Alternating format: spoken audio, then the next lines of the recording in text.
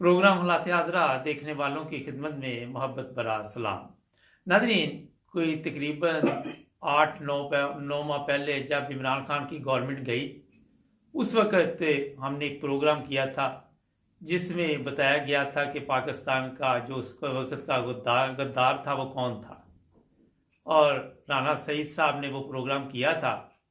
और आज सारी दुनिया को पता चल चुका है कि कमर जावेद बाजवा मुल्क का गद्दार था, और जो पाकिस्तान की हालत हुई है आप सबके सामने है। सारा दिन प्रेस कॉन्फ्रेंस करते हैं आके मुख्तलिफ चोरों के टोले के लोग, और यही बता रहे कि पाकिस्तान बेहतरी की तरफ जा रहा है। तो गुस्सा तो सबको आता है। आज फिर खुशकिस्मती है कि राना साहब हमारे साथ हैं, और मैंने इन्हें रिक्वेस्ट भी की थी। तो मैंने कहा इनसे पूछते हैं कि अब क्या देख रहे हैं पाकिस्तान के हालात। अस्सलाम वालेकुम राना साहब। जी वालेकुम अस्सलाम वरहमतुल्लाह। मैंने कहा आपकी बात बिल्कुल क्या? सच हुई थी, अल्हम्दुलिल्लाह। आपने कोई 8-9 माह पहले जो प्रोग्राम किया था, बताया था कि कमर जावेद बाजवा जो है वो गद्दार है, और अब तो मेरा ख्याल है किसी को उसमें शक नहीं है।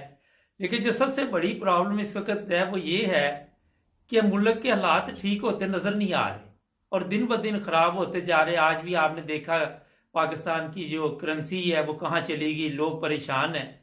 आप समझते हैं कि हम अभी और बर्बाद होंगे? जी मुबारक साहब, बात ये है कि आज से जब हमने 9 8 9 माह पहले ये प्रोग्राम किया था आपके साथ, बिल्कुल जी। हमने आपको बताया था।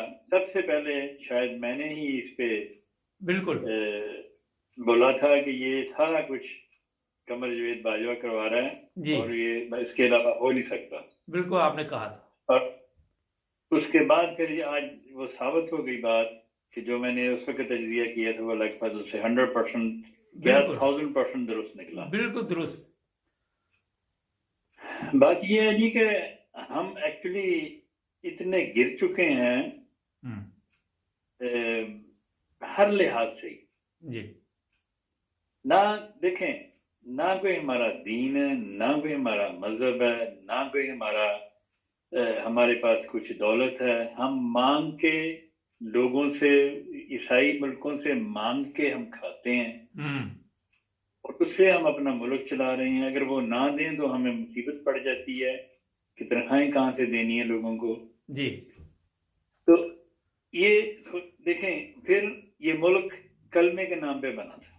बिल्कुल और इसी मुल्क में हम कलमे की बेहुरमती करते हैं, जी। कलमे को तोड़ते हैं, कलमे को तोड़ के नाली में फेंकते हैं। ठीक है जी। फिर इसी मुल्क में ना कब्रें, ना कोई कब्रिस्तान महफूज है, ना कोई इंसान महफूज है, ना कोई अक़लियत महफूज है, कोई भी महफूज नहीं है। बिल्कुल कोई हर अपनी अपनी बड़ी हुई है। और इसके पीछे मैं आज फिर बबांगे दोहल कहता हूं, इसके पीछे भी सिर्फ फौज है। और फौज के बाद अगर कोई बदबख्त है हमारे मुल्क में, वो हैं जजेस। सबसे अव्वल फौज ISI वगैरह करवाती है सारा कुछ जी। और उसके बाद ये जजेस उनके बिके हुए हैं, खरीदे हुए हैं उन्होंने, उनकी मर्जी के वो फैसले करते हैं। मैं उस फौज के खिलाफ नहीं हूं जो बॉर्डरों पे अपनी जान देती है जी। मैं उस फौज के खिलाफ हूं ये जिन्होंने कमर जावेद बाजवा को पाला हुआ था। उन खबीस जर्नलों ने जिन्होंने कमर जावेद बाजवा को पाला हुआ था, उनको इस मुल्क से प्यार नहीं है। उनको अगर मुल्क से प्यार होता तो इसको कोर्ट मार्शल करते, इसको पॉइंट के अंदर करते। क्या वो अंधे हैं? क्या ISI अंधी है? उसे नहीं पता था ये कहां से पैसे ले रहा है? इसने 12 अरब रुपया कहां से इकट्ठा कर लिया? इससे पहले भी ऐसे ही था। नून लीग, और देखें असल में जो पाकिस्तान में सियासी पार्टी है ना जी, वो फौज है। बिल्कुल दुरुस्त फरमाया आपने। पाकिस्तान की सबसे बड़ी सियासी पार्टी फौज है। ये जो PTI है, नून लीग है, और ये जो दूसरे हैं पीपल्स पार्टी वाले, ये तो सारे मोरे हैं। PTI किसी हद तक कोशिश कर रही है, दूध के धुले हुए वो भी नहीं है सारे, लेकिन किसी हद तक वो कोशिश कर रही है कि ये मुल्क बच जाए। जी, ये मुल्क बच जाए। ये बड़ी मुश्किलों से ये मुल्क अल्लाह ताला ने हमें दिया था, ये बच जाए, लेकिन ये मुझे बचता हुआ नजर नहीं आ रहा। हम्म। जो हालात इस वक्त कौम के हैं, हर चीज तो वहां बंद हो रही है, सब फैक्ट्रियां बंद हो गई, लोगों को खाने पीने के लिए कुछ नहीं है। ये देखे ना रुपया कहाँ पहुंच गया। हाँ जी, उड़ा के रख दिया जी हर चीज को। ये देखे ना रुपया कहाँ पहुंच गया। आखिर ये जो नून लीग को मानने वाले हैं, इन बेशर्मों को शर्म क्यों नहीं आती? हम्म। वो फिर भी इनकी हिमायत करते हैं। हम्म। पीपल्स पार्टी तो सिर्फ सिंध में रह गई, वो मजबूरी है उनकी, वो सिंध के हारी, उनके हारी हैं, वो मजदूर हैं उनके। उन्होंने तो नारा लगाना भुट्टो जी, ये भुट्टो का। जी। आप कभी गौर करें इस बात पे कि 71 में बांग्लादेश को हमने जबरदस्ती उससे जान छुड़वाई थी जी बिल्कुल। कि उधर तुम इधर हम, जी। कहते हमने बांग्लादेश से जान छुड़वाई थी। हम्म। अब बांग्लादेश हमसे कितना बेहतर है आप तसव्वुर नहीं कर सकते। बहुत बेहतर है। वो हमारी तरह मांग के नहीं खाता, बिल्कुल ऐसे ही है। ना वो उनका टका जो है हमारे रुपए से बेहतर है, बहुत बेहतर है। बिल्कुल ऐसे ही है। क्योंकि हम कहते थे वो दो, अच्छा वो ऐसे लगता है जैसे हम अब 2 टके के भी नहीं रहे। ऐसे तो ही। इसलिए ये सारा काम पहले दिन से ही फौज ने इस मुल्क को बर्बाद किया है और करती आ रही है। हम्म। लेकिन मुझे हैरानी ये है कि वो जो एक है, मसलन जो जनरल कमर जवेद बाजवा था, खबीस इंसान, वो जब मुल्क को नोच रहा था नून लीग के साथ मिलके, जी। देखो ना, ये नून लीग के सारे जितने पैसे माफ हुए हैं जनरल बाजवा ने करवाए। ऐसे ही है। जजेस ने ये नैब उन्होंने तोड़ी है, ये जनरल बाजवा ने तोड़वाई है। ये जी। जनरल बाजवा ने नहीं तोड़वाई, ये फौज ने तोड़वाई। हम्म। क्योंकि जनरल बाजवा अगर ये गलत काम कर रहा था तो जो बाकी 4 स्टार 3 स्टार जनरल थे वो कहाँ गए थे? हम्म। उन्होंने क्यों नहीं इस पे एक्शन लिया? उन्होंने इसका अहद तो नहीं लिया था, उसने पाकिस्तान को बचाने का अहद लिया हुआ था। जी। जब वो देख रहे थे कि ये एक बंदा इस मुल्क को लूट रहा है मुख्तलिफ पार्टियों के साथ मिलके, तो उन्होंने क्यों दूसरे जर्नलों ने इस पे एक्शन नहीं लिया? इसलिए मैं कहता हूं कि जो फौज बॉर्डरों पे बैठी है, अपनी जानों की कुर्बानी पेश कर रही है, मेरा सलूट है उनको, मेरा सलाम है उनको। लेकिन इन खबीसों को, ये जो लोगों के कपड़े उतरवा कर उनको नंगा करते हैं, उनको जलील करते हैं, और लाकानूनियत, जितनी भी लाकानूनियत आप पाकिस्तान में देख रहे हैं, ये सिर्फ फौज की है। वरना आप ये कल देख लें, परसों उसने कहा हाई कोर्ट की जज ने कि उसको मेरे सामने पेश करो, उन्होंने नहीं किया। बिल्कुल ऐसे ही। उन्होंने आईजी को बुलाया, आईजी नहीं गया। देखा ना, ये परसों की खबर है। बिल्कुल ऐसे ही। उसकी जरूरत क्या आईजी की कि उसको हाई कोर्ट का जज बुलाए वो ना जाए?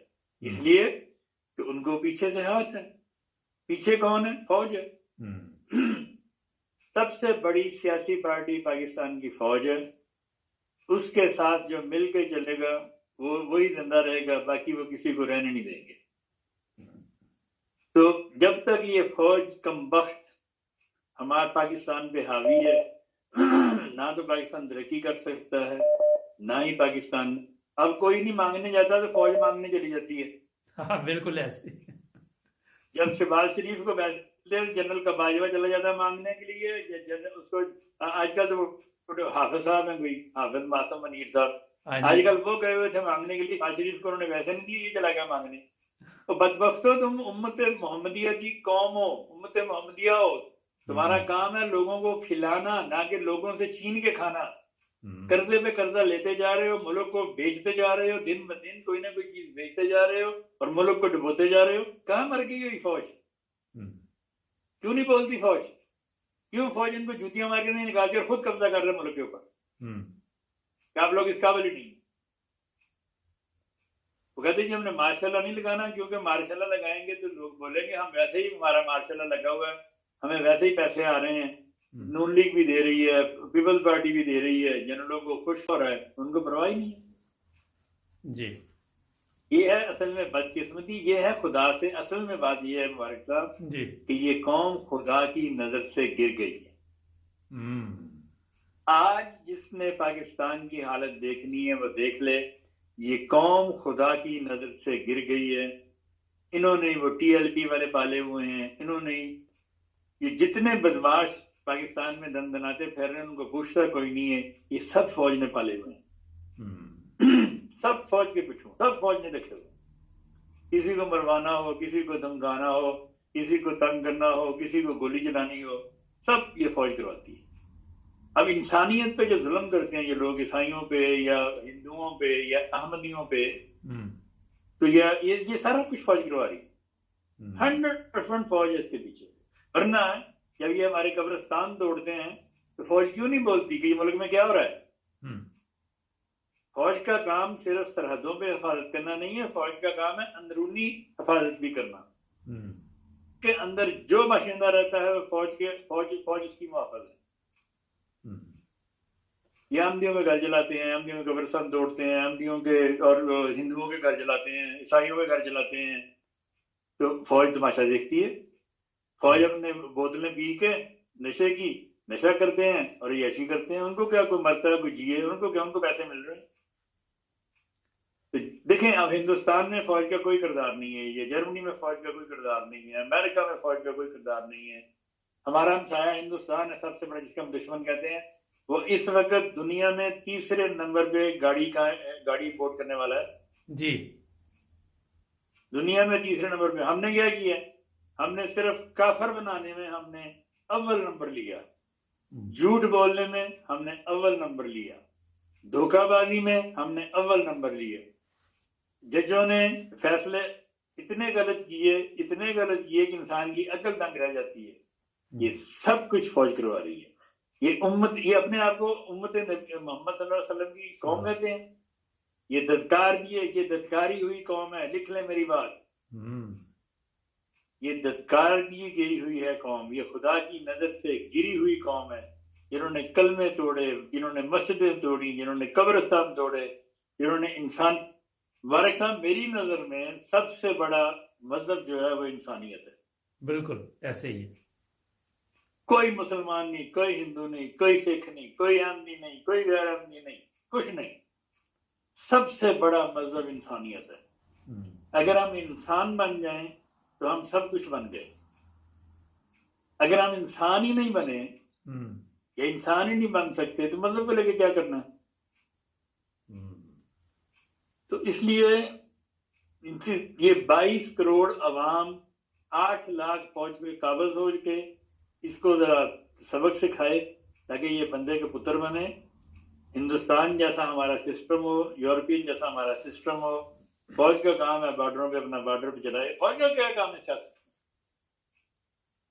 लेकिन बहुत दुख होता है, कसम से रातों की नींदें उड़ गई हैं बारामूला की हालत देख के। हम हैं जिन्होंने पाकिस्तान बनाया हुआ है, हमें इसलिए ज्यादा दुख है। इन खबीसों ने पाकिस्तान बनाया नहीं हुआ। ये तो खबीस कहते थे हम पाकिस्तान की पे नहीं बनने देंगे। ये कहते थे इस गुनाह में हम शामिल नहीं हैं। तो ये मुल्क को बर्बाद कर रही है ये कौमें। ये कौम जो है इस वक्त, वो मौलाना फजल रहमान की कौम हो या वो सिराजुल हक की कौम हो या उसका मजहब हो, ये वो लोग हैं जो कहते थे पाकिस्तान की पे नहीं बनने देंगे।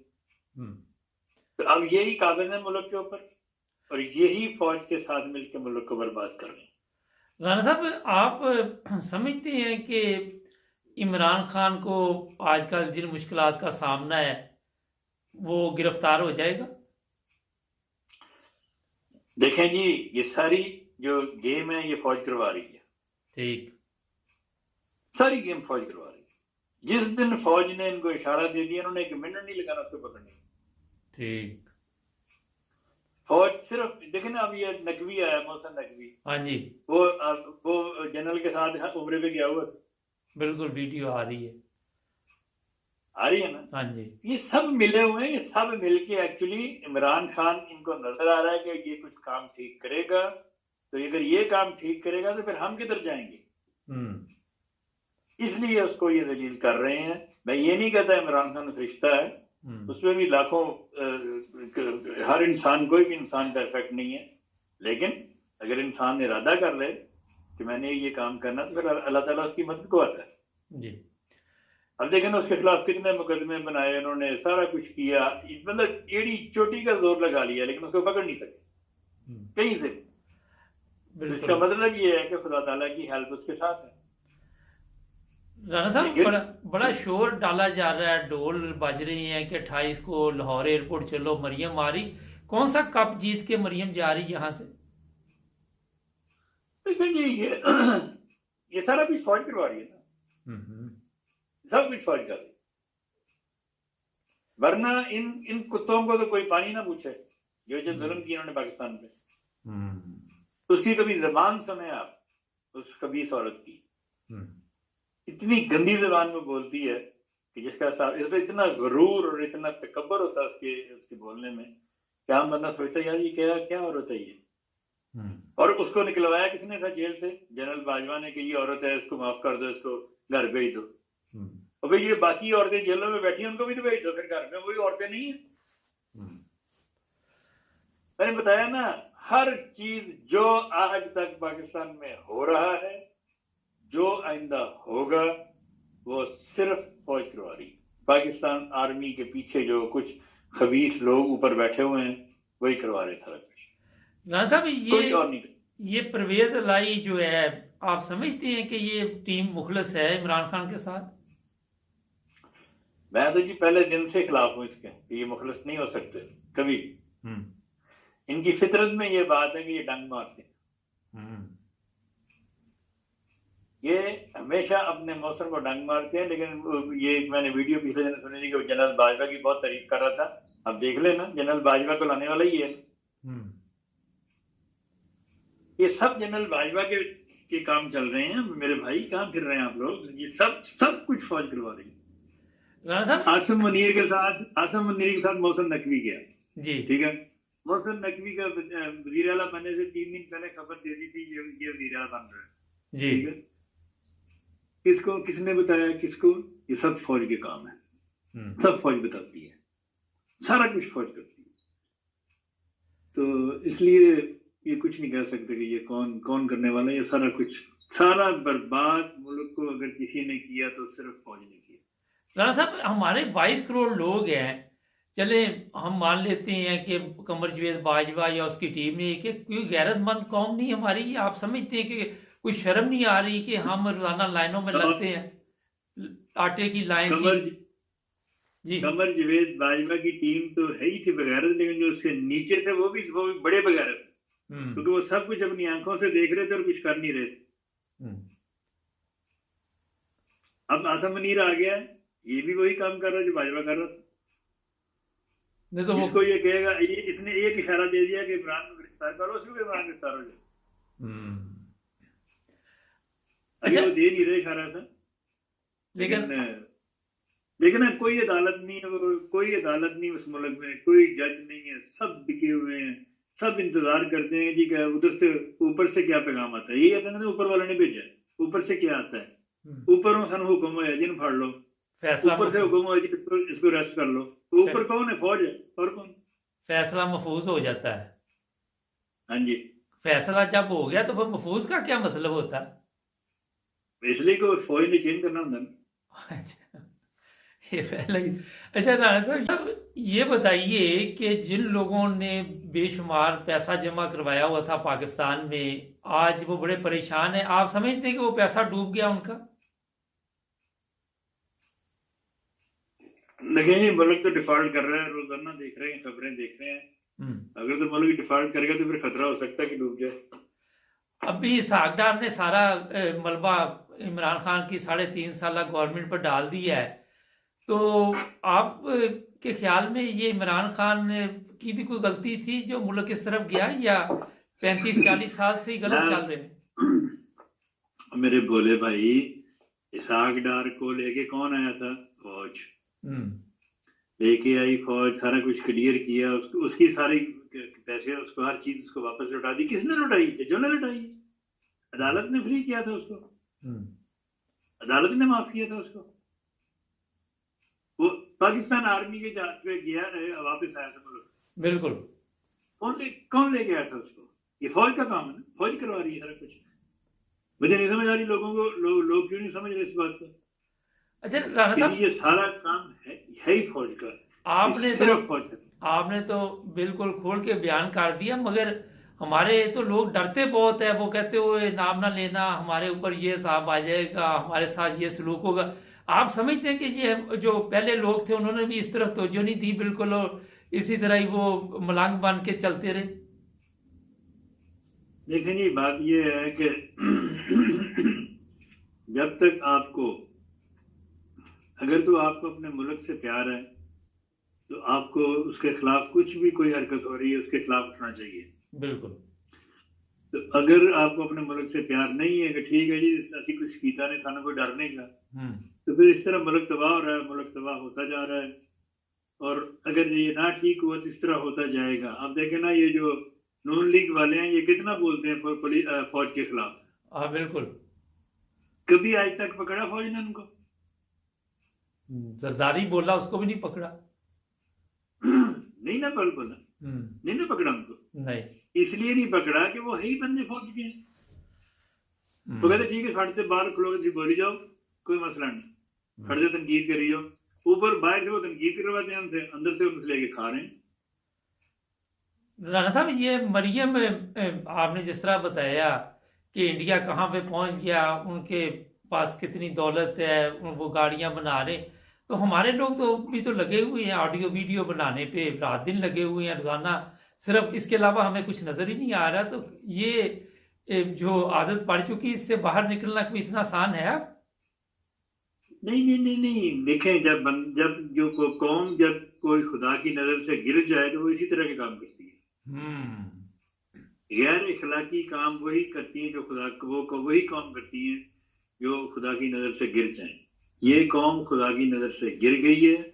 इसकी हालत आप जहां जहां मर्जी नजर उड़ा के देख लें, फौज देख लें, जजेस देख लें, इदारे देख लें, हॉस्पिटल देख लें, डॉक्टर देख लें, जहां आप नजर चढ़ाएंगे आपको सिवाय इसके बेईमानी, धोखाधड़ी, फ्रॉड, झूठ। अब ये नॉन लीग वाले ऐसे झूठ बोलते हैं जैसे इनसे बड़ा सच्चा कोई नहीं है, इतना झूठ बोलते हैं ऐसे। और जनरल कमर बाजवा ने या फौज ने मरियम नवाज को तो निकाल दिया जेल से, एक औरत करके, जो बाकी औरतें बैठी उनको तो नहीं निकाल सकते। राणा साहब, झूठ की आपने बात की है, तो ये पूरा ग्रोह जो आया हुआ है, भेजा हुआ है, ये सिर्फ झूठ ही तो बोलने के लिए आए हैं। अब ये बताइए कि एक बंदे की उम्र हो जाती है 60-70 साल, और उसके बाद उसको किसी न किसी तरह तो ये नजर आता है कि अब मेरे पास टाइम नहीं, मगर इनके जितने भी बंदे हैं इस उम्र में पहुंच चुके हैं, उनको भी कोई खुदा खौफी नहीं है। सही, खुदा खौफी हमारे साथ इसलिए नहीं है कि ये कौम खुदा की नजर से गिर गई। यही तो निशानी मैं बता रहा हूं आपको जी। जो कौम खुदा की नजर से गिर जाए उसका फिर कोई परेशानी हाल नहीं होता। इमरान खान पे और हमला होगा कोई कातलाना, जिस तरह अफवाहें हैं कि जरदारी ने सुपारी दी है, और पहले भी जरदारी मुलव्वस था, आज इमरान खान ने बिल्कुल खुलकर फिर बताया है। आप समझते हैं कि अल्लाह ताला ने इसको बचाया पहले भी? देखें, अगर वो ऐसे ना, उनकी ख्वाहिश तो है कि इसको ये तो ख्वाहिश है उनकी, क्योंकि इसके सामने देखें, उस अकेले ने इन 14 को आगे लगाया हुआ है। दिन रात इनकी वो मिडी मिली है, लेकिन इनसे कुछ बन नहीं पाता। इन्होंने सिर्फ इलेक्शन कमीशन को साथ में लाया हुआ है। अब इलेक्शन कमीशन की इतनी जरूरत कहाँ है? इलेक्शन कमीशन को भी पीछे से आर्डर आते हैं। वो पीछा कौन है? नून लीग? नो, वो पीछा फौज। राणा साहब, इंतखाबात देख रहे हैं आप? फौज इस वक्त सबसे बड़ी सियासी पार्टी है मुल्क में। आप देख रहे हैं कोई इंतखाबात के सार नजर आ रहे हैं कोई पंजाब में, या कौमी या कोई और कोई चीज नजर आ रही? ये कौम खुदा की नजर से गिर चुकी है। इस कौम के जजेस बिक चुके हैं, वो भी खुदा की नजर से गिर चुके हैं। इन्होंने आइन पे अमल नहीं करना। अगर आइन पे अमल करना होता तो इलेक्शन होते, क्योंकि फौज जब मार्शल लॉ लगा देती है तो फिर कोई कानून नहीं होता, कोई आइन नहीं होता।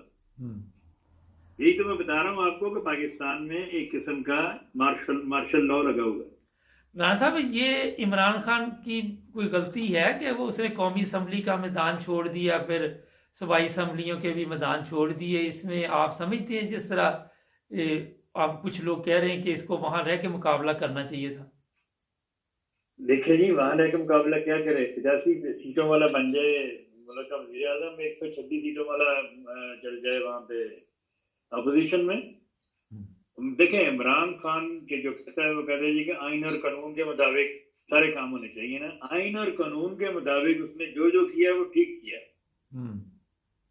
असम्बलियों से बाहर किया कि इलेक्शन हो गए, असम्बलियां तोड़ी कि 90 दिन के अंदर इलेक्शन हो गए। आइन में तो यही लिखा हुआ ना जी। वो आइन और कानून की बात करता है, इसलिए उनको वो बुरा लगता है। वो जो जरदारी बरादरान है और वो जो नॉन लीगी झूठे हैं, वो कानून और आइन की बात ही नहीं करते। वो तो कानून और आइन से बालातर होकर काम कर रहे हैं। कानून और आइन से अगर वो बालातर ना होते तो 1100 अरब रुपए किस तरह माफ होते शहबाज शरीफ के, मुझे ये बताएं। राणा साहब ये देख रहे बेटे के इतने अरब कैसे माफ होते? सबके ही हुए माफ के, कोई भी बचा नहीं जिसके पास। अब मेरा शुक्र है उन्होंने मतलब यही हो गया ना, रसूल पाक सल्लल्लाहु अलैहि वसल्लम ने फरमाया जो अपने बड़ों से अच्छा सलूक करे और छोटों को ज्यादा, मतलब छोटों के साथ जो ज्यादती करे तो उनकी कौमों का फिर यही हाल होता है। इन्होंने बड़े बड़े बचा लिए, अपने गरीबों को ये छोड़ देते। ये शुक्र है कि उन्होंने पाकिस्तान के स्टेट बैंक की तरफ नहीं निकाल दिए कि हमारे आपकी तरफ इतने बनते हैं। और राणा साहब ये बताइए, नवाज शरीफ पाकिस्तान जाता नजर आ रहा आपको? मेरा नहीं ख्याल। अच्छा, कोई मैसेज देना चाहे हमारे देखने वालों को राणा साहब? मैं जी आपके सुनने वालों को सलाम पेश करता हूँ और मैं सबसे सिर्फ एक ही दुआ की दरख्वास्त करता हूँ, दुआ करें कि अल्लाह ताला हमारे इस मुल्क को बचाए। आमीन। इस मुल्क के कानून, इस मुल्क की कौम, इस मुल्क के जो बड़ों की गलतियां हैं उन पे अल्लाह ताला उनको समझने की तौफीक दे। जी बहुत शुक्रिया राणा सईद साहब। राणा साहब की बातें ज़बरदस्त हैं, वो बिल्कुल खुलकर उन्होंने बताया किसी खौफ के बगैर कि कहाँ से ये फैसले आते हैं, हमारा अदालती सिस्टम क्यों फेल हो चुका है, हम आज दर बदर की ठोकरें क्यों खा रहे हैं, ना हमारे पास अखलाकी इज्जत है, ना हमारे पास वैसी कोई रकम है कि हम जाके किसी को कहें कि हम खुद कफील हो चुकी हैं, सिवाय मांगने के हैं हमारे पास और कोई काम नहीं। ना नहीं, इसमें एक चीज़ का इजाफा करूँ मैं, फवाद चौधरी की बेगम जो है एक बहादुर औरत है और वह डट कर खड़ी होगी और उसने कहा कि मैं इनका मुकाबला करूँ। वो घबराई नहीं कि मेरा मियाँ है उसको जेल में पकड़ लिया गया है। वो अदालतों में देखते हैं आप, वो हर टीवी चैनल पे आके ललकार रही है कि मैं करूँगी मुकाबला। पाकिस्तान को ऐसी खवातीन की ज़रूरत है। आज मैंने देखा है कि हमारे मर्द भी इतने बुज़दिल हैं कई कि वो बात भी नहीं कर सकते, कैमरे के सामने भी बात नहीं कर सकते, छुप के भी नहीं कर सकते, ऐसे बुज़दिल है। और उनकी सोच ये है कि पाकिस्तान जो है यूरोप की तरह बने। हमारे चैनल को सब्सक्राइब करें, जुड़े रहें हमारे साथ, प्रोग्राम देखेंगे आप आज हमारे के साथ और आज पाकिस्तान के साथ। इसमें आज एक और प्रोग्राम का इजाफा है, वो है कसूरवार कौन। एक बड़ा अहम प्रोग्राम है जवेद इकबाल चीमा साहब का, वो भी साथ आप देख सकेंगे। सब्सक्राइब कर लें हमारे चैनल को। अस्सलाम वालेकुम नाज़रीन, प्रोग्राम है कसूरवार कौन। जवेद इकबाल चीमा साहब आज हमारा साथ देंगे। जो बात करनी है वो है दिवालिया। पाकिस्तान में भी आजकल यही अल्फाज गर्दिश कर रहे हैं और बताया ये जा रहा है कि पाकिस्तान के हालात भी कंट्रोल में नहीं आ रहे। हमारी जो आजकल हालत बनी हुई है कि दर बदर हम मांगते फिरते हैं, कोई मदद नहीं करता हमारी। इसी सिलसिले में चलेंगे, जवेद इकबाल चीमा साहब से पूछेंगे, उन्होंने एक स्पेशल प्रोग्राम तैयार किया है तो वो क्या है। जी चीमा साहब बताइए हमारे नाजरीन को। वालेकुम रहमतुल्लाहि व बरकातुहू। मुबारक साहब, बड़े दुख की बात है जी। आप सुन रहे हैं ना मेरी बात? जी जी सुन रहा हूँ सर।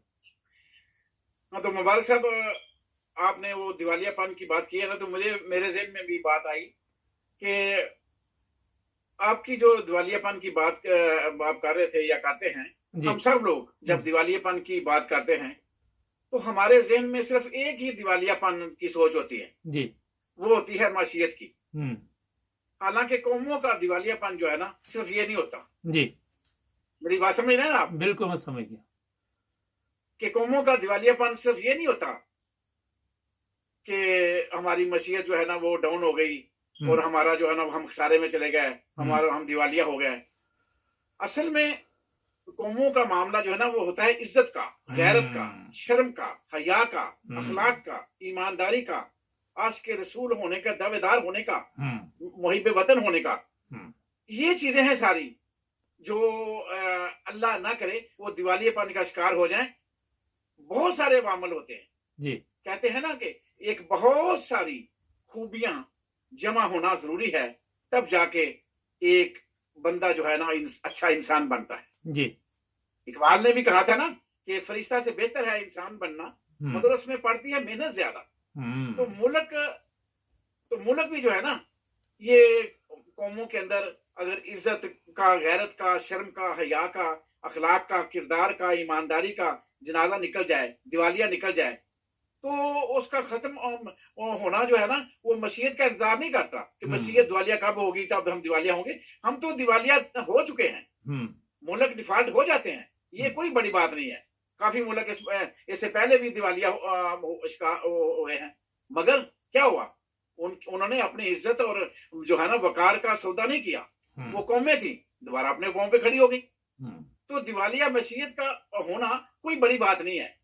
बड़ी बात यह है कि एटमी असासे और अपनी इज्जत, अपनी गैरत बेचकर अगर दिवालिया होने से बचा जाता है तो ये कौम का मनहूस दिन होगा। मेरी बात समझ रहे ना? बिल्कुल। तो इससे बड़ा दिवालियापन और क्या होगा? ये बड़ी जबरदस्त बात आपने की। एक बात को आप जरूर मद्देनजर रखें कि जो लोग मुल्क को इस हाल में पहुंचा चुके हैं उनके किरदार का जायजा ले लें। पहले इस जो है ना चेरी ब्लॉसम, इस बगैरत खंजीर जो है ना वो बूट पॉलिश करने वाले का जायजा ले लेना कि अपने कपड़े बेचने वाला और जरदारी को लाहौर की गलियों में घसीटने वाला और जरदारी के पेट फाड़ कर करप्शन की रकम निकालने वाला, ये खादमे आला, रंगबाज, शोबदाबाज, जनाकार, बद किरदार, कातल, फिरौन और फिरौनी सोच वाला, कि इसके किरदार में पहले नजर डाल लेना जो इस वक्त हुकूमत कर रहा है, जो हुकूमत का सरबराह है, तो आपको पता चलेगा कि ये शख्स तो इतना नाहल है, इतना बद किरदार है कि वजीर आजम इसके दौर में, ये है वजीर आजम, और इसके दौर के अंदर हमारा जो ना हर किरदार का जनाजा निकला है। तो कौम का दिवालियापन निकाला गया क्योंकि इसके साथी कौन है? इसके साथी हामान, फिरौन का हामान वजीर, वो मूछों वाला बुली कुत्ता, तो इसका मशीर है। देखिए ना, ये बात तो ये है कि एक खंजीर, कातलों का सरदार और जनाकार, और ये शख्स खुद जो सीट पे बैठा है, इसका किरदार ये है। और बाप को देख लें, और जो ना बाप बेटा दोनों एक ही औरत के साथ जना किया करते थे, ये है इस वजीर आजम की हालत। और इसका भाई देख लें, वो सारी फसाद की जड़ है, माफिया का सरदार है, हर बुराई जो है ना वो उसकी वो जड़ है। और उसकी अपनी इसकी भतीजी देख लें, वो इक़्तिदार के हवस में कई बार वो सर्जरी करवाने लंदन गई है। ऐसी फाशा औरत आपने कभी नहीं देखी होगी जो उसकी भतीजी है, घर से भागकर शादी करने वाली ऐसी खबीस औरत, ऐसी ग्रोह की मालक है कि वीडियो बनाने वाले ग्रोह जो उसके शाना बिशाना उसके दाएं बाएं हैं, और ऐसी वीडियो बनाने वाली जरान पेश औरत है इसकी भतीजी, गलीज औरत, जो उसे जो है ना वो इस हालत तक पहुंचाया गया, तैयार किया गया उसको। तो मार्डर टाउन में लोगों को सरेआम कत्ल करना, ये है वो ग्रोह। डॉक्टर रिजवान को कत्ल करने वाला ये है वो वजीर आजम, असद सफीन को कत्ल करने वाला ये है वो वजीर आजम, और मकसूद चपरासी को जो है ना मुबैना कत्ल करने वाला ये खानदान, और इमरान खान पर कातलाना हमला करने वाला ये खानदान, और इस्तेमाल होने वाला पूरी दुनिया के अंदर ये है वो खानदान जिस इक्तदार के लिए इस्तेमाल हो रहा है। ये है वो खानदान जिसने थानों, पटवारियों, एसी, डीसी और अदालत के जजों को कंट्रोल करने, ब्लैकमेल करके खरीदा, डरा धमका कर सारे किरदारों का जनाजा निकाला। ये है वो खानदान। इसके अंदर जो है इतना बगैरत, जिनसी बीमारियों वाला, गंदी ज़हनीयत वाला हुक्मरान आपके सर पे मसलत हूं, तो आप क्या उनसे तवक्को करेंगे? मुल्क का दिवालिया होने से बचाएंगे? अगर ये जाहरी शक्ल में आते हैं कि पाकिस्तान की इज्जत गैरत बेचकर दिवालिया होने से बचा भी लेते हैं, तो हमारे ऊपर क्या आसान होगा इनका?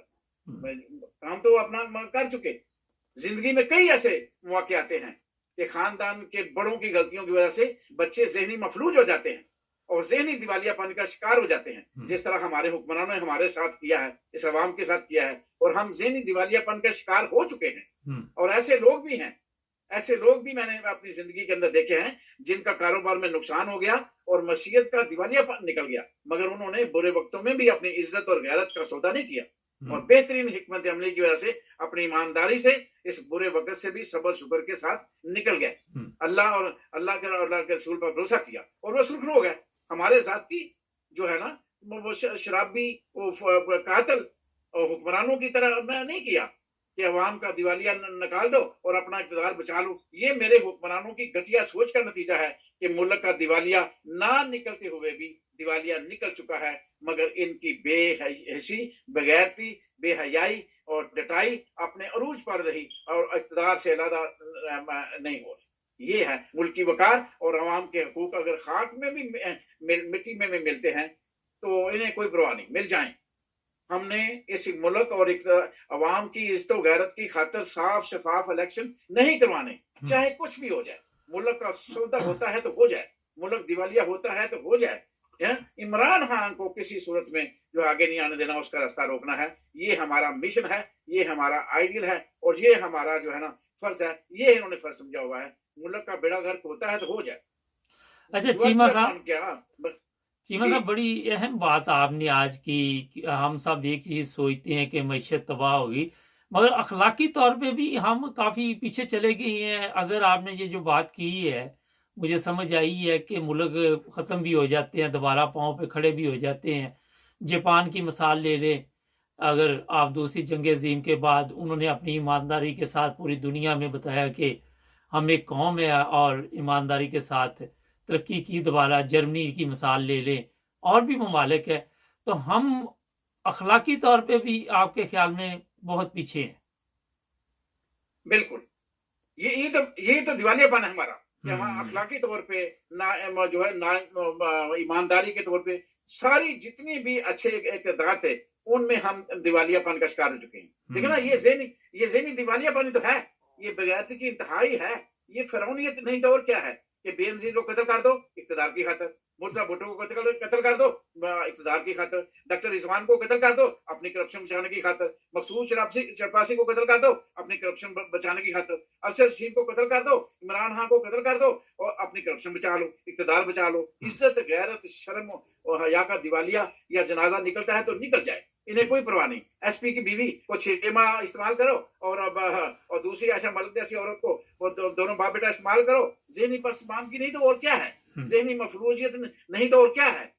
इज्जत, गैरत, शर्म, हया का जनाजा निकलता है तो निकल जाए। ये है मेरे हुक्मरान का शेवा और ये मेरे हुक्मरान का है मोटो। इक़्तिदार रह जाए, मुल्क का दिवालिया निकलता है तो निकल जाए। अगर ये मुल्क के मुखलस होते तो इक़्तिदार भी बचा सकते थे और मुल्क भी बचा सकते थे। अगर ये मुबारक साहब मुल्क के जो है ना दुश्मन ना होते या मुल्क के जो है ना इतने मुफलस होते तो इक़्तिदार भी बचा सकते थे, मुल्क भी बचा सकते थे। ये दोनों काम शरीफ खानदान कर सकता है और जरदारी खानदान कर सकता है कि अपनी लूटी हुई इस मुल्क से दौलत जो इसी मुल्क से लूटी हुई है, वही दौलत अगर वापस ला के ये कर्जा उतार दें इस मुल्क का, तो इस मुल्क के ऊपर कर्जा ही दे रहे हैं, कर्जे हंसने ही दे रहे हैं और मुल्क भी अपने पांव पे खड़ा हो जाएगा और इनकी इज्जत भी बढ़ जाएगी, इनकी साख भी बढ़ जाएगी। सीधी सी बात है, इसमें कोई दूसरी राय तो नहीं है कि इनकी इज्जत इन सबको बढ़ जाएगा। मगर ये तो ये करना नहीं चाहते, ये तो अपने इक़्तिदार को तूल देने के लिए ये सब कुछ कर रहे हैं। ये मेरे और आपके लिए 25 करोड़ अवाम के लिए नहीं कर रहे, ये तो 25 करोड़ अवाम को धोखा दे। सर एक सवाल है यहाँ पे बड़ा अहम, मैंने कहा आपसे पूछते हैं। 22 करोड़ अवाम कहती है पाकिस्तान में कि हम आशिक़ रसूल हैं। आपने ये बात शुरू में की कि हम ये भी कहते हैं आशिक़ रसूल हैं। उनको नहीं पता कि इनके किरदार क्या है, हमारे हुक्मरानों के इनके करैक्टर क्या है। इनके लिए वो नारे लगाते हैं, इनकी गुलामी में वो ज़िंदगी गुजारनी बड़ा अपना फ़ख्र समझते हैं। वो इनको अपने साथ बैठने की अहमियत नहीं देते, वो पाँव में बिठाते हैं इनको, वो ठुड्डे मारते हैं, वो इनको ऐसे इस्तेमाल करते हैं। इनकी ख़वातीन को आज भी सिंध में इनकी लड़कियों को जिस तरह इस्तेमाल किया जाता है, तो ये गैरत इस वक्त आप समझते हैं कि कौम की भी जो है वो भी कमज़ोरी में है। हाँ, बड़ा अच्छा सवाल आपने किया मुबारक साहब। देखें, अगर नजरिया जरूरत अदालतों में आ जाए तो अदालतों का दिवालिया निकल जाता है, जो निकल चुका है। फैसले बाई चॉइस हो रहे हैं, इमरान खान का केस खोलना है, बाकी सारे पिछले वजीर आजम जो जितने भी गुजरे हैं उनको जो पाक करना है, दूध के नहलाए हुए थे, उनका केस नहीं खोलना, चाहे वो नवाज शरीफ हो, चाहे गैलानी हो, चाहे कोई भी हो, उनकी फाइलों को बंद करना है और इसकी फाइल को खोलना है। और अगर नजरिया जरूरत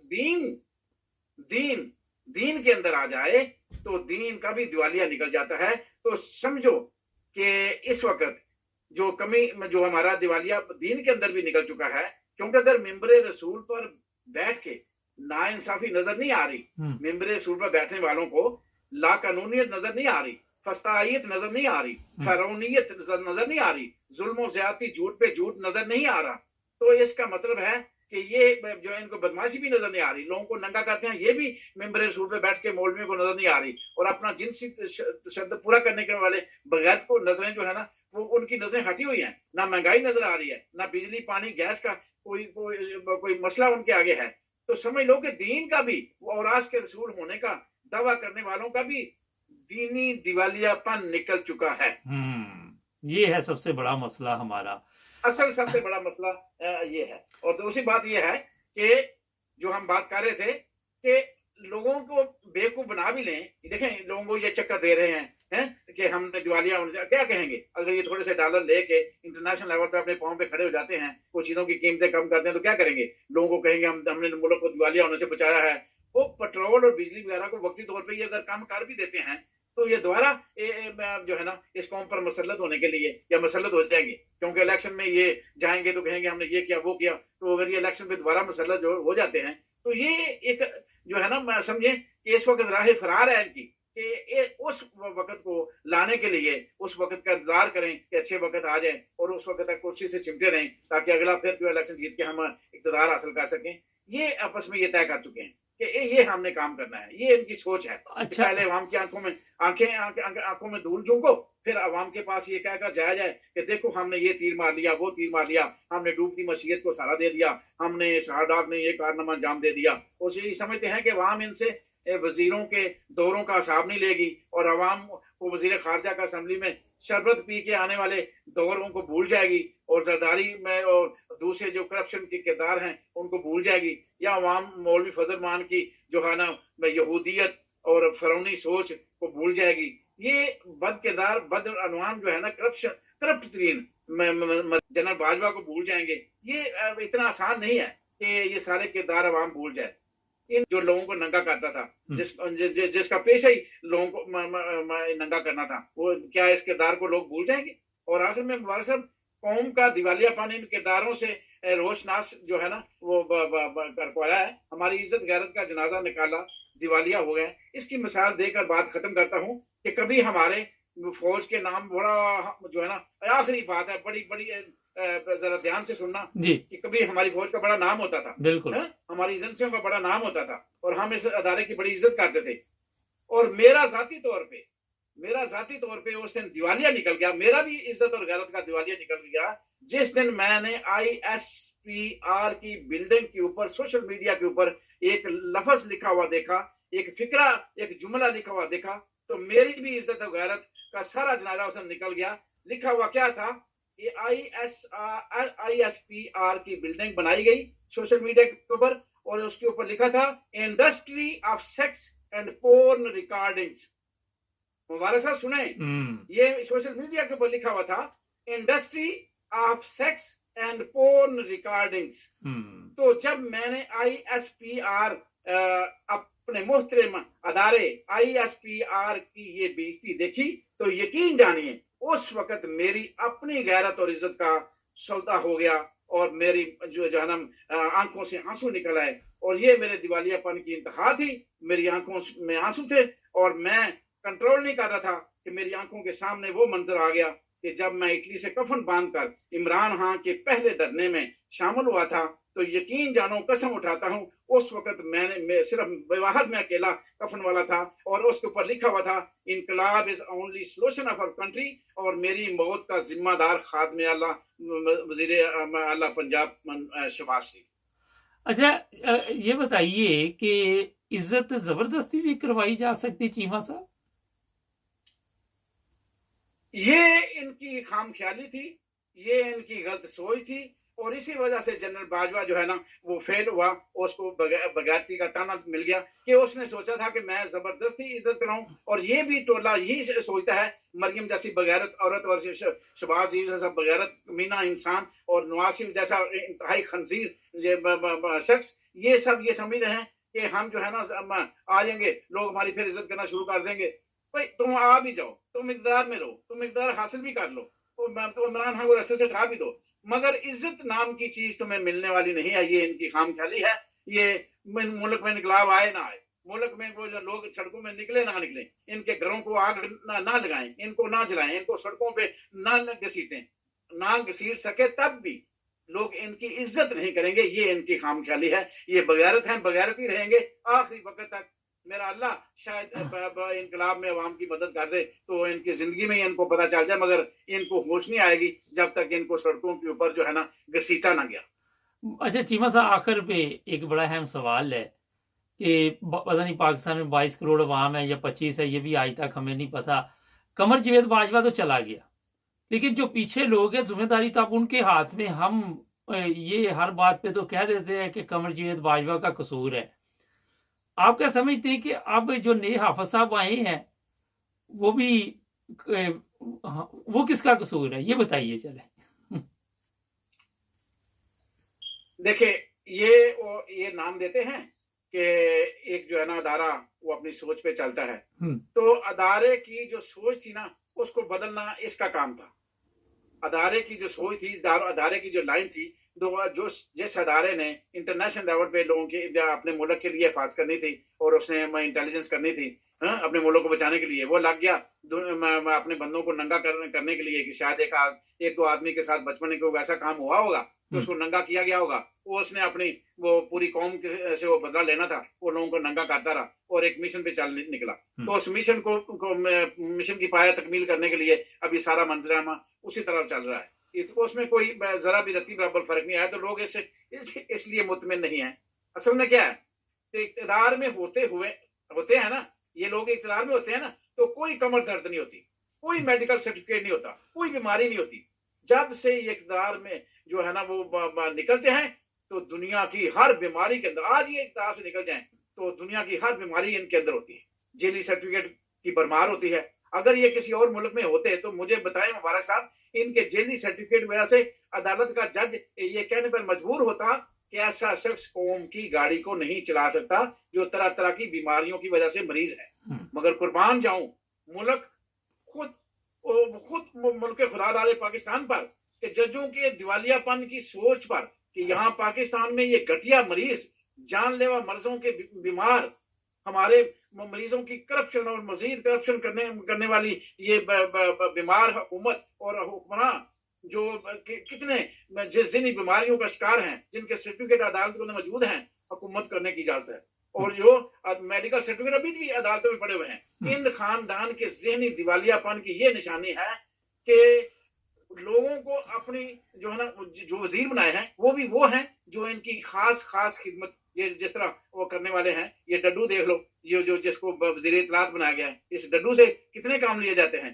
कि वो मरियम भी अपनी मालिश करवाती है, अपने बाप की मालिश करवाने के लिए लाहौर से पाकिस्तान से लंदन भेजती है, जो मेरी बाप की खिदमत भी कर रहे हो। यानी हर तरह की खिदमत लेने के लिए इन्होंने अपने वजीर भी बनाए हुए हैं, जिसका कोई अवाम के साथ कोई तल्लुक नहीं है। सिर्फ इस जात के साथ इनके पाँव की जूती जो है ना वो उठानी, पालिश करनी और इनके जो है ना दबाने, ये है उसका काम। तो ये इससे ज्यादा और फरूनियत और फस्तायत और जो गंदी सोच क्या होगी कि इन्होंने तो वजीर भी अपने वो रखे हुए हैं जो चुन के रखते हैं कि ये हम आगे मालिश करते हैं, ये हमारी मालिश करेंगे। बहुत शुक्रिया। तो ये जहनी गुलामी नहीं तो और क्या है। इस जहनी गुलामी से तो इमरान खान अवाम को निकालना चाहता है। ये जहनी गुलामी है जिसके लिए उसने आवाज उठाई हुई है और पूरी कौम को उससे निकालना चाहता है। बहुत शुक्रिया चीमा साहब, थैंक यू। बहुत शुक्रिया। जावेद इकबाल चीमा साहब की बातें ज़बरदस्त थी। इसमें मैं बता दूं कि हमारी हालत मुल्क की ये है कि जितने मरीज़ हैं वो हमारे ऊपर हुकूमत कर रहे हैं। शहबाज शरीफ, जिस तरह सबके नाम ले लिए, अब मैं क्या मिट्टी डालें बार बार नाम लूँ। और ये एक सेहतमंद मुल्क की मिसाल बनना चाहते हैं। बीमार, चोर, हरामखोर, कौन सी बुराई नहीं इन लोगों में। इनके अलावा कोई लोग जो है वो आपको नहीं मिलेंगे। इन लोगों ने कौम को ज़हनी गुलाम बनाया हुआ है, इनके वजीरों को ज़हनी गुलाम बनाया हुआ है। इससे बाहर निकलना अवाम के लिए बहुत ही मुश्किल है, नामुमकिन मेरे ख्याल में तो नहीं आप कह सकते। उम्मीद पे दुनिया कायम है। हमारे चैनल को सब्सक्राइब करें, जुड़े रहें हमारे साथ। अस्सलाम वालेकुम नाज़रीन, प्रोग्राम आज पाकिस्तान के साथ एक दो चीज़ें पहले मैं आपके सामने रखना चाहता हूँ। कमेंट्स में कुछ लोग लिखते हैं कि आप हर बात सियासी करते हैं और आपके चैनल पे मैसेज आ रहा है कि आपका किसी सियासी या मजहबी जमात से तल्लुक नहीं है। सबसे पहले तो मैं उन दोस्तों को बता देता हूँ कि मैं पाकिस्तान की बात करता हूँ।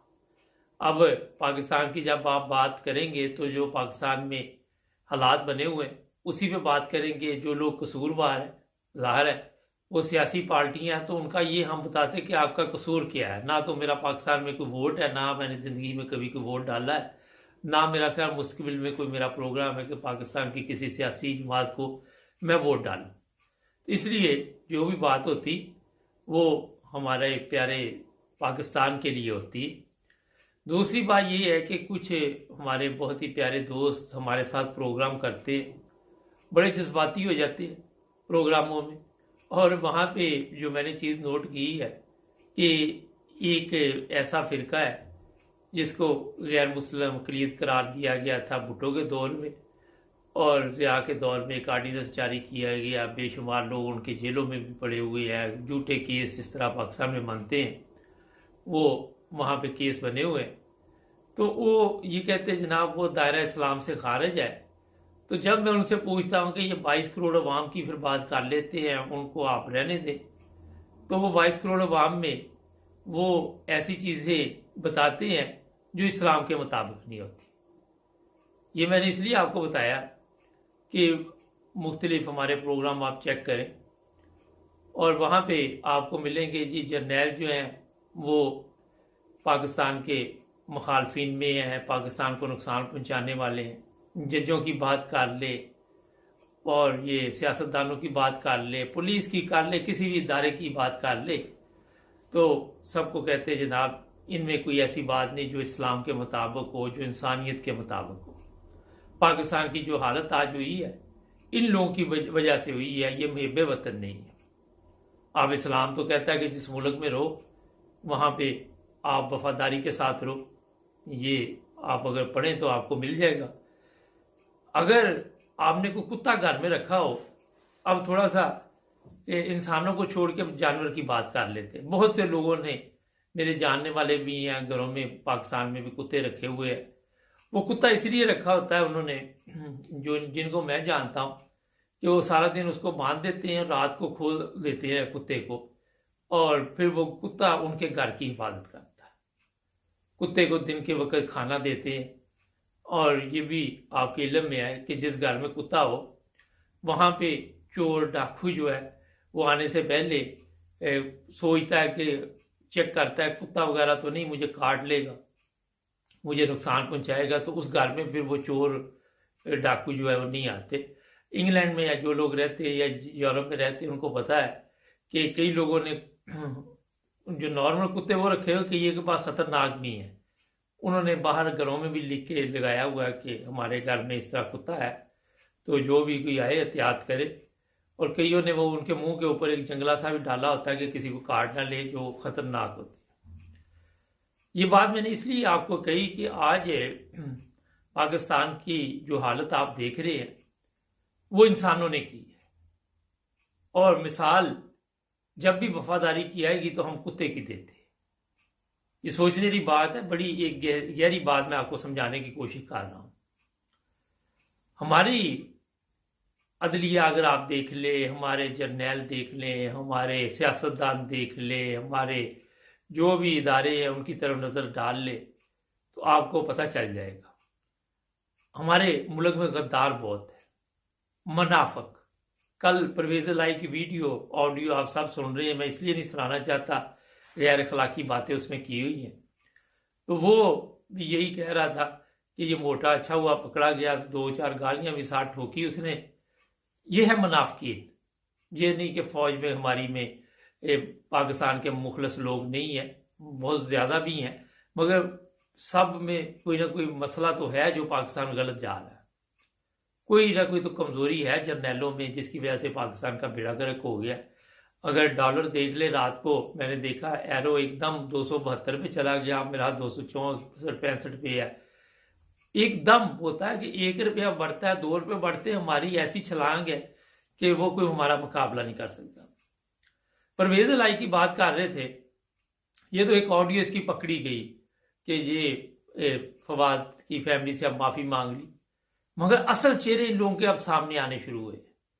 इमरान जो इस वक्त अपनी जान हथेली पे रख के बैठा हुआ है, लोग उसकी हिफाजत कर रहे हैं, उसको भी अब अंदाजा हो गया होगा कि ये जितने लोग हैं, देखिए मैं आपको बताऊं, अगर कोई काफर है तो वो कहता है मैं काफर हूं, लेकिन अगर एक मुनाफिक है तो वो बड़ा खतरनाक है, वो ऊपर से आपके साथ होगा, अंदर से किसी और के साथ होगा।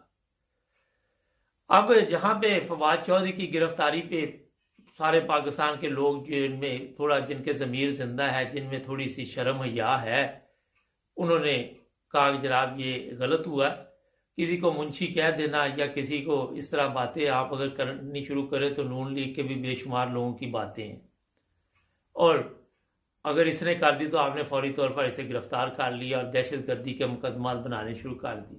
अच्छा, ये जो पुलिस पकड़ती है, ये इतनी हमारी वो है पुलिस है, इनकी दौड़े देखी उस दिन फवाद चौधरी को जब इन्होंने पकड़ा, इनको वो कच्चे के एरिया में भेज दी, आज तक डाकू ही नहीं खत्म हुए। अब इनकी हालत, इनकी औकात, इनके असल चेहरे जो भयानक इनके हैं, इनको भेजे जरा कच्चे के एरिए में। वो डाकू जब से आपने संभाली, ये सिंध में जो सरदारी डाकू इसने पाले हुए हैं वहां पे सिंध के इलाके, आज तक वो भी खत्म नहीं हुए। एक आम आदमी को, चाहे वो पढ़ा लिखा है नहीं पढ़ा लिखा, उसकी साथ ये जो लोग सलूक करते हैं वो आप सबके सामने है। ये है हमारी असल जो पुलिस है, ये भी मुहिब वतन नहीं है, ना ये पाकिस्तान के लोगों के कोई दोस्त है। देखिए पुलिस तो होती है दोस्त मान के चले। मैंने यहाँ पे देखा यूरोप में, आप किसी पुलिस वाले के पास जाते हैं, उसको अपना केस बयान करते हैं, वो आपकी बात बड़े मोहब्बत और प्यार से सुनता है। अगर कोई सीरियस केस है, एक और पुलिस वाले को साथ बुला के लेके आता है, आपको कुर्सी पेश करते हैं, आपको पानी पेश करते हैं, हमारे गालियां, जूते, औकात इतनी इनकी जो मैंने बताई है कि खुद ये आज तक पाकिस्तान में जो डाकू हैं उनको नहीं पकड़ सकते, क्योंकि ये खुद डाकू हैं, ये खुद चोर है, ये खुद हरामखोर है। तो जनाब ये हालात पाकिस्तान में जो आप देख रहे हैं कि आज डॉलर कहाँ जा रहा है, और वजीर आजम साहब आज फिर कह रहे हैं इंक्वायरी करेंगे, इस हालत में किसने पाकिस्तान को पहुंचाया, वो हरामखोर, आपने पहुंचाया, आपने किसकी इंक्वायरी कर, कैसी बदकिस्मती, अरशद शरीफ का कत्ल इन्होंने कराया, ये इंक्वायरी कर रहे हैं, इमरान खान पर गोली इन्होंने चलवाई, यही इंक्वायरी कर रहे हैं। और अब पता चला है कि इमरान खान पे आसद जरदारी ने ऐसे कुत्ते छोड़ने का प्रोग्राम किया है जो दोबारा उस पर हमला करेंगे। और आज शेख रशीद साहब की एक वीडियो पैगाम मैंने सुना, उन्होंने कहा जी मैं अपने चीफ ऑफ आर्मी स्टाफ से ये कहना चाहता हूं कि फौरी एक्शन ले। और चीफ ऑफ आर्मी स्टाफ कैसे एक्शन ले, आप खुद बताइए। अगर एक कंपनी ये सारा कुछ करवा रही है तो वो चीफ ऑफ आर्मी स्टाफ मेरा ख्याल है वहां पे किसी चीज का एक्शन नहीं लेगा। वो तो चाहते हैं ये रास्ते से हटे। बढ़िया है, जब ये चीफ ऑफ आर्मी स्टाफ बने, इनका बच्चा मजदूर है, इनमें बड़ी खुदा खौफी है, और भाई गुलाम कौमों में खुदा खौफी हो भी तो वो कोई काम नहीं कर सकते, क्योंकि गुलामी है। जिस तरह बड़े सबक इनको देखेंगे, जो टीचर पढ़ाएगा वही स्टूडेंट पढ़ेगा ना, बिना करे का स्टूडेंट का वहीं से होगा। किसी अच्छे स्कूल में दाखिल कराएंगे तो अच्छा पढ़ा देगा, किसी बुरे में कराएंगे तो बुरा पढ़ाएगा, तो बाद में आपके इल्म में सारे डॉक्टर भी नहीं बन जाते फिर। तो ये जो कंपनी है, पर इसकी लिमिट भी कोई नहीं। एक तो होता है ना लिमिटेड कंपनी, ये लिमिटेड कंपनी नहीं है। और ये पूरे पाकिस्तान में इस तरह लोगों को तसल्लियां दे रहे कि पाकिस्तान दिवालिया नहीं होगा, पाकिस्तान में कुछ नहीं होगा। जो लोग दिवालिया कह रहे हैं उन पे केस चलाओ, सहाफियों पे केस चलाओ, जो सच बोले उसको पकड़ लो। और आप देख ले वो कल, वो क्या नाम है उसका, फरूख हबीब, आज उसके आ रहा था कि मेरे ऊपर केस डाल दिया कि पुलिस की जो गाड़ी है उस पर हमला किया और डकैती का केस डाल दिया है। ऐसे लानती झूठे पुलिस पे डकैती का केस डाल हमला हो गया। और लानत है ऐसी पुलिस के ऊपर जिसको ये फिक्र हो कि हमें लूट लिया जाएगा। कोई आपने मुल्क की वाम का कहां से तहफ़्फ़ुज़ करना है? मुझे बताओ कि आप इतने इस काबिल है आप लोग के डाकुओं को पकड़ सके? अच्छा, ऐसे झूठे केस, मक्कार केस इनके होंगे कि आप सोच नहीं सकते। A to Z झूठ। और हमारे लिए वहां गए तो मक्का के दरवाजे खोल दिए गए। वाह जी वाह। ये मैं इसलिए आपको चंद चीजें बताई है कि आज ये मसला मजहब का नहीं है। आज मसला है हमारी जो अखलाकी हालत है, जो माशरे में जिसने सब कुछ बर्बाद कर दिया। मैं 12 दफा आपको कहता, वो ठीक करने का, वो ठीक हो नहीं सकती। आप करके दिखा दें पाकिस्तान के साथ भी ऐसी खुदा तआला की नाराजगी है कि आप ठीक नहीं उसको कर सकते। वो नाराजगी मुझे पता है क्या है, मगर मैं आपको इसलिए नहीं बताऊंगा, फिर आप कॉमर्स में ये लिखना शुरू कर देंगे। तो ये एक बड़ा अहम मसला है। पाकिस्तान में आप कोई चीज ठीक नहीं कर सकते, ये मेरा आपको चैलेंज है। ये सारा दिन आपको झूठ बकवास आके बताएगा। आपका वजीर आजम होगा, आपका कोई भी होगा बंदा, वो आपको रोजाना यही ख्वाब दिखाएगा कि यहाँ बहुत से वो नहरें बहने वाली हैं, दूध और शहद की। अभी थोड़े दिन ठहरे आप देखेंगे वहां पे क्या। यहाँ पे आपने एक ऐसे कवानीन बनाए हुए जिसने पाकिस्तान को तबाह कर दिया, जिसने अखलाकियात को तबाह कर दिया, जिसने इंसानियत को तबाह कर दिया। जिस मुल्क में कलमा तैयबा की हिफाजत ने की गई हो, वहां कलमा मिटाया जाता हो, उस मुल्क में, और जो मुल्क कलमे के नाम पे बना हो, क्या आप समझते हैं कि खुदा ताला वहां पे नाराज नहीं होगा? मगर सब अक्ल के अंधे हैं, किसी में अक्ल नहीं है, सब सुम्मुन बुकमुन उम्युन है। सब कलमे के नाम पे आके बातें इस्लाम की करेंगे और काम सब जो इस्लाम ने मना किए वो करेंगे। ये मैंने आपको चंद मुख्तसर चीजें बताई। मेरी बातों का आपको बुरा भी लगता है कई लोगों को, मुझे उससे कोई फर्क नहीं पड़ता, मगर जो सच और हकीकत है वो मैंने आपके सामने रखी। हमारे चैनल को सब्सक्राइब करें, जुड़े रहे हमारे साथ। अस्सलाम वालेकुम नाज़रीन, प्रोग्राम आज मुबारक के साथ आज अब्दुल कयूम साहब स्वीडन से हमारा साथ देंगे। प्रोग्राम में हुआ ये है कि हमने बहुत सारे प्रोग्राम किए, बड़ी देर से हम बता रहे थे कि पाकिस्तान दिवालिया हो रहा है। इसहाक डार ने बड़ी बढ़के लगाई थी कि अभी तो मैं प्लेन में है, मैंने वहीं से काम शुरू कर दिया है। और जिस तरह झूठ के साथ सिस्टम को चलाया जा रहा था, कल का सबके इल्म में होगा कि बेड़ा गर्क हो गया। और अभी ये सिर्फ आप देखेंगे कि अगले मेरा 2-4 दिन में पौंड तो 300 रुपये पे जा चुका है, डॉलर भी 300 रुपये तक चला जाएगा। महंगाई होगी। और अब जो लोग पाकिस्तान में है उन्होंने पैसे निकाल लिए हैं, कुछ ने जो बाहर से लोग हैं वो पैसे नहीं भेज रहे, वो भी डर गए हैं। और ये कहा जा रहा है कि कोई प्रॉपर्टी वगैरह खरीद ले, वरना ये बैंकों में से पैसे भी नहीं मिलने। मगर आपको ये फिर भी अभी ये कहेंगे कि नहीं जनाब, हालात बिल्कुल ठीक है और बड़े अच्छा चल रहा है। जी कयूम साहब, ये वही हुआ जिसका हमने कोई मेरा हर 6-7-8 महीने से लोगों को बताना शुरू किया था। अब हो गया बेड़ा गर्क। अभी कह रहे हैं कि ये 400-500 पे जाएगा डॉलर। आप क्या कहते हैं? ये सही बात है मुबारक साहब, हम लोगों को पहले पता था ये झूठ बोल रहे हैं। ये जब से आए, ये पहली बात ये है कि जब से ये चुने हुए बंदे पाकिस्तान के हुकूमत में बैठाए गए हैं, जो जाहिरन और सबूत के साथ ये पाकिस्तान का दुश्मन है। यानी अगर जरदारी ने पाकिस्तान चलाना है, जो खरबों रुपए खा के पाकिस्तान को उसने कंगाल किया, अगर लाहौरिये दोनों भाइयों ने ही मुल्क चलाना है जिन्होंने खरबों रुपए उनके पकड़े गए, सारा पैसा बाहर लेके चले गए और पाकिस्तान के अंदर ये खाते रहे और किसी ने इसको पकड़ा 30 साल खाते रहे। अगर मुल्ला नहीं चलाना है, जो मुल्ला टेररिस्ट है जिसने 70-80 हजार बंदे मरवाए, लाखों जख्मी कराए, खरबों की जायदाद तबाह करवाई, ये एक ऐसा अजदा है जो छुपा हुआ है लेकिन पाकिस्तान का सबसे बड़ा दुश्मन है। ये वही है जो इन्होंने पाकिस्तान बनाने के लिए मुखालफत कर दी थी कि पाकिस्तान नहीं बनना चाहिए। अच्छा, बाकी इनके साथ कातिल कराची के लगे हुए हैं, अगर वो आज सोने का वो क्या कहते हैं शलवार कमीज पहन के आ जाए तो बोले कि जी हम तो बड़े पाकीज़ा हैं, तो कोई मानेगा नहीं, क्योंकि कराची के अंदर 30 साल उन्होंने कत्ल गारत करवाई है और पाकिस्तान को तोड़ने के लिए दूसरे मुल्कों से पैसे ले रहे थे। कोई छुपी बात नहीं है, आपके सब अदारे जानते हैं। अगर इन्होंने ही पाकिस्तान चलाना था, वो कौन शख्स था जिसने पाकिस्तान को गिराने के लिए इन बंदों का इंतखाब किया और हुकूमत में बैठा दिया?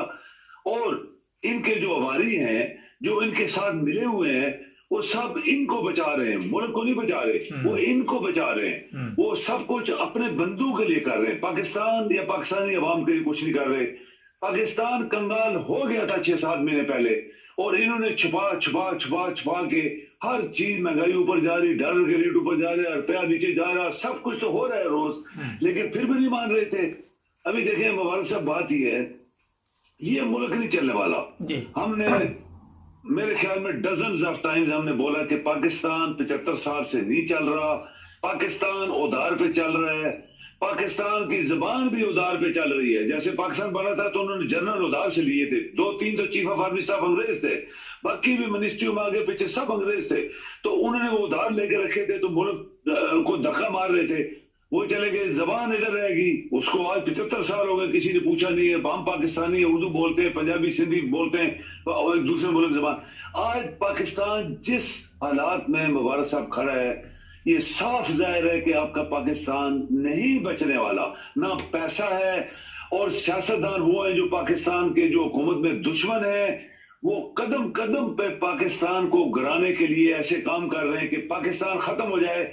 लेकिन अल्लाह ताला के बंदे बैठे हैं और लोग जो ध्यानदार हैं, कुछ उनकी वजह से बचा हुआ है अभी तक, लेकिन वो कहते हैं कि कब तक, जब सारे काम उल्टे होंगे, हर काम गलत हो रहा होगा, तो फिर कहते हैं कब तक, ये कब तक चलेगा, फिर नहीं चलेगा।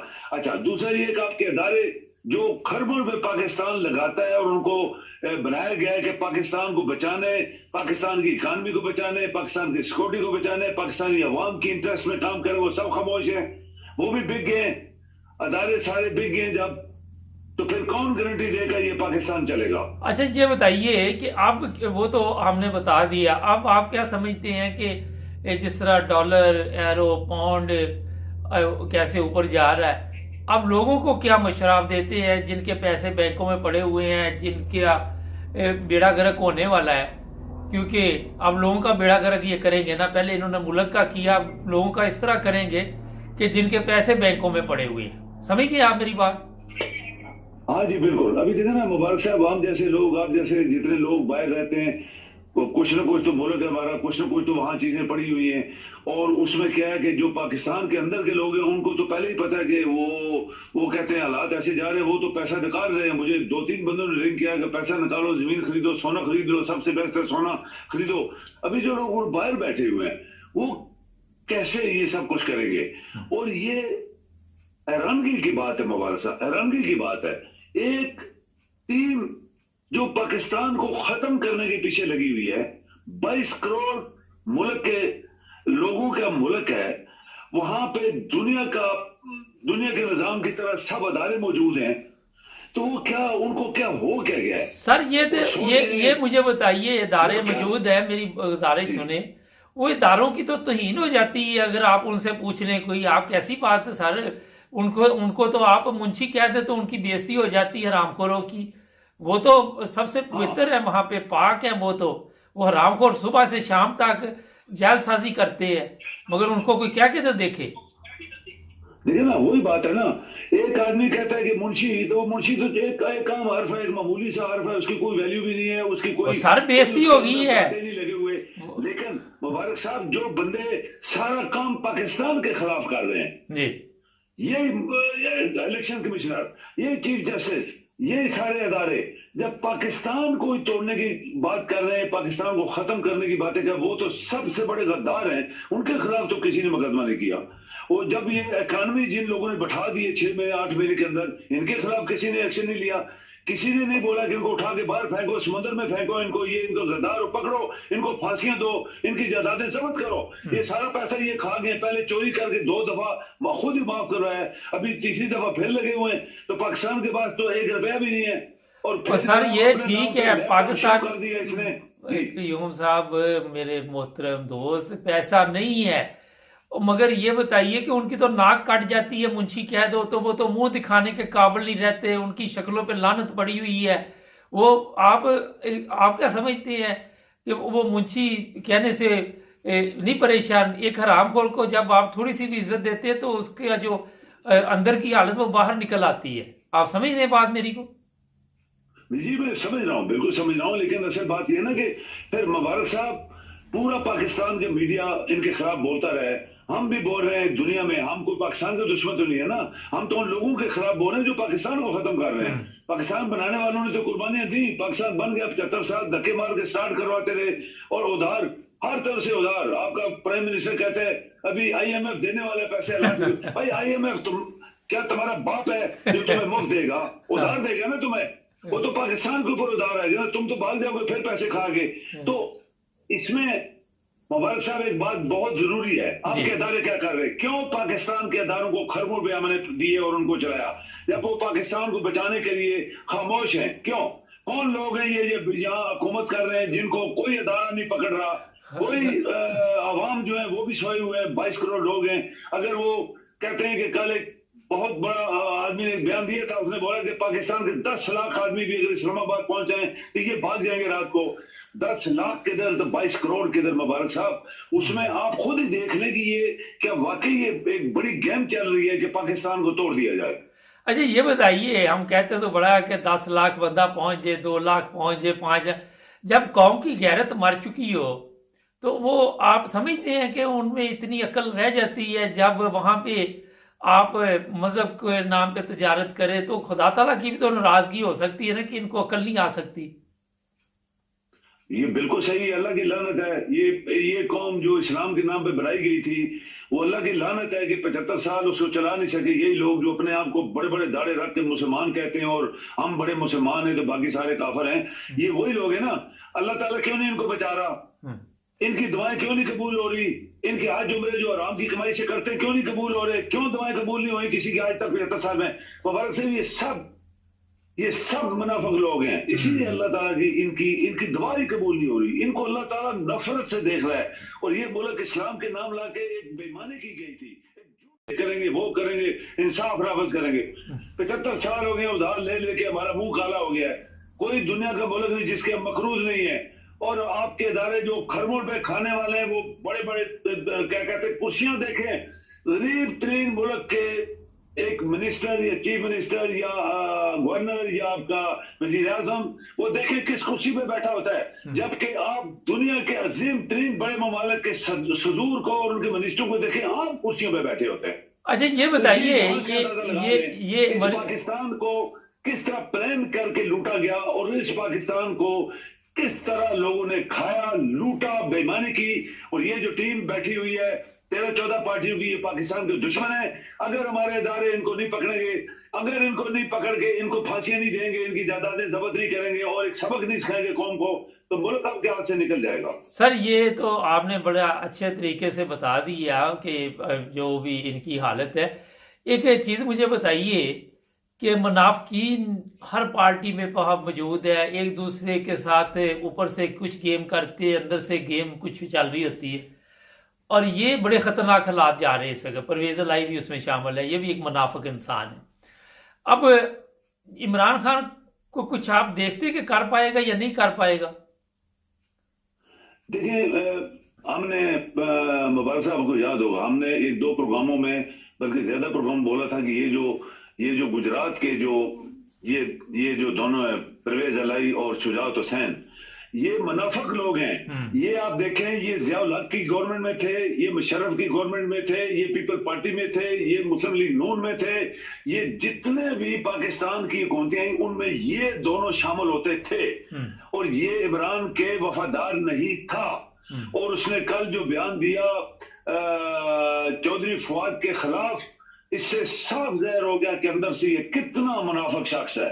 और इमरान के साथ तो पूरा पाकिस्तान है, लेकिन बात यह है कि मुल्क के अंदर जो लोग हैं अदारे, वो पाकिस्तान का साथ नहीं दे रहे। मुबारक साहब, यहां से हम लोग जो चीखें मार रहे हैं कि ये पाकिस्तान नहीं चलेगा, क्योंकि अदारे पाकिस्तान को नहीं बचाना चाहते। तो फिर अच्छा सर, वो बचा तो रहे हैं, क्योंकि- वो बचा तो रहे हैं, किसी को मुंशी कह दो उस पे FIR, इमरान खान पे FIR, किसी के कल वो क्या नाम था उसका, फरख हबीब, उस पर FIR, जिसने जी पुलिस को लूटने की कोशिश की, डाकू था ये अपना काम करते रहे। इस काम के लिए तो वो आए हुए हैं, वो कोई पाकिस्तान के हालात ठीक करने थोड़ा आए हुए हैं। रोजाना FIR आप देखिए, कटवा ये रहे। उनके मुबारक साहब, ये अपना डिफेंस करने के लिए सब कुछ कर रहे हैं, और फिर एक करप्ट बददियानत पाकिस्तान की दुश्मन गवर्नमेंट को बचा रहे हैं, पाकिस्तान को नहीं बचा रहे। बात सबसे ये बड़ी है बात है, पाकिस्तान को नहीं बचा रहे। पाकिस्तान को बचाने के लिए आपके मुसल्लह अफवाज क्यों बनाई गई है? खरबों डॉलर आज तक लगाए गए हैं, ट्रिलियन डॉलर। क्यों बोल नहीं रहे कि ये लोग जो है पाकिस्तान के दुश्मन है, पाकिस्तान के बाद कुछ नहीं बचा? अगर बाजवा दुश्मन था पाकिस्तान का अंदर से, जैसे ये चौधरी भोंका है कल, इस तरह अगर वो भी इसी तरह अंदर से पाकिस्तान का दुश्मन था, और वो पाकिस्तान को ऐसी टीम दे के चला गया कि पाकिस्तान और 50 साल पीछे चला जाए, ये तोड़ दे इसको, पाकिस्तान टूट जाए, तो वो भी मुसल्लह अफवाज का बंदा था, वो चीफ ऑफ आर्मी स्टाफ था, क्यों उसको नहीं पकड़ा गया? ये क्या कर रहा है? तो आज जिस चीज की जरूरत है मुबारक साहब, अगर आपकी मुसल्लह अफवाज, हम सब दोनों को छोड़ देते हैं, पुलिस बिकी हुई है, जजेस बिके हुए हैं, आपके सारे अदारे बिक गए, लेकिन अगर आपकी मुसल्लह अफवाज भी इनके साथ शामिल होगी तो पाकिस्तान नहीं बचेगा। इमरान के पास अवाम है, इमरान के पास ना पैसा है, इमरान के पास ना हथियार है, इमरान के पास ना फौज है, तो फिर पाकिस्तान को कौन बचाएगा? चले, बहुत शुक्रिया सर आपका, आपने टाइम दिया। जी, थैंक यू। नाज़रीन, फौज आज सोशल मीडिया पे पोस्ट डाल रही है, फौजी जमहूरिया पाकिस्तान। कितने अफसोस की बात।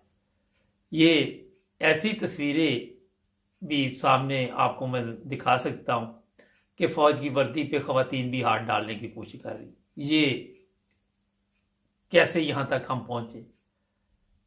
इन हालात में फौज में और अवाम में दूरियां पैदा हुई। पाकिस्तान है तो फौज है, पाकिस्तान है तो ये सब कुछ है। इसलिए मेरा बड़ी चोरगुजारी कर ली, बंदे दे पुत्र मान के मुल्क में चलाओ, बड़ा तमाशा कर लिया आप लोगों ने। खुदा दा वास्ता जे बचा लो इस मुल्क को। बाद में ये मैं बता देता हूँ कि आप लोगों ने ऐसी गुलामी करनी है, जो जालिम लोग हैं उनकी भी छतरोल होनी है, इदारों की छतरोल करनी। अब कौन से लोगों ने करनी है वक्त बता देगा। हमारे चैनल को सब्सक्राइब कर लें।